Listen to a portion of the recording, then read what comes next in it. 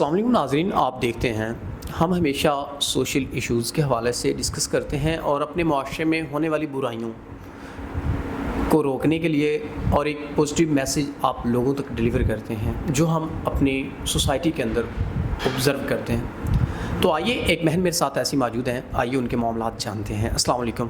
وعلیکم السلام۔ اچھا بہن، مجھے بتائیے گا کیا معاملات زندگی، کیا پریشانیاں، کیا ٹینشنیں ہیں جن کی وجہ سے آپ پریشان ہیں؟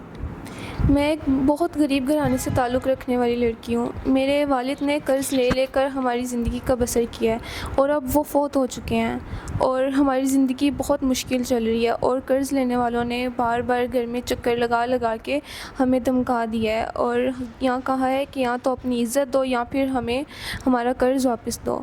کیا والدین کے فوت ہو جانے کے بعد ایک لڑکی کی زندگی کچھ نہیں رہتی؟ کیا اس کو جینے کا حق نہیں ہوتا؟ آپ مجھے یہ بتائیے گا کہ اب آپ کیا چاہتی ہیں؟ آپ نے کلیئر بتا دیا کہ معاشرے میں عورت کو ہمیشہ ایک نیگیٹو طریقے سے دیکھا جاتا ہے، تو اب آپ اپنے آپ کو کیسے تحفظ فراہم کر سکتی ہیں، یہ بتائیے گا۔